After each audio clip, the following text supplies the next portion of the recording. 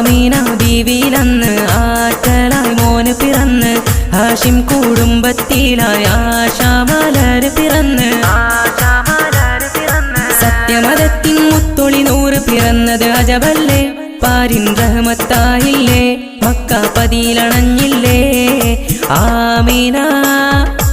ആമീന ബീവിയിലന്ന് ആറ്റലായി മോന് പിറന്ന് ഹാഷിം കുടുംബത്തിലായി ആശാമലര് പിറന്ന്